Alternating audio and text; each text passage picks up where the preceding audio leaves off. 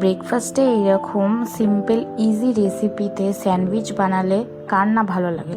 তো চলো রেসিপিটা দেখা যাক। তো প্রথমেই দেখো শসাকে কুচি কুচি করে কেটে নিতে হবে এবং টমেটোকেও কুচি কুচি করে কেটে নিতে হবে, ক্যাপসিকামও কুচি কুচি করে কেটে নিতে হবে। এরপরে এর মধ্যে মেয়োনিজ, একটু পিৎজা পাস্তা সস আমি দিয়েছিলাম, তোমরা চাইলে শেজওয়ান সসও দিতে পারো।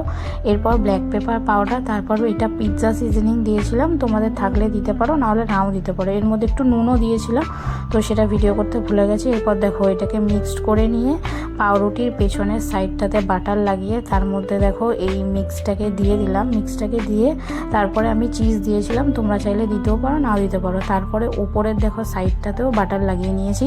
এরপর আমি এটা স্যান্ডউইচ মেকারে বানিয়েছি, তোমরা চাইলে কড়ার মধ্যে হালকা বাটার দিয়েও সেঁকে নিতে পারো। তো তারপরে দেখো কতটা জুসি আর কতটা ক্রিস্পি হয়েছিল খেতে। তোমরা একবার এই সিম্পল রেসিপিটা অবশ্যই ট্রাই করো, দেখো একদম সিম্পল কিন্তু খেতে অসাধারণ লাগে।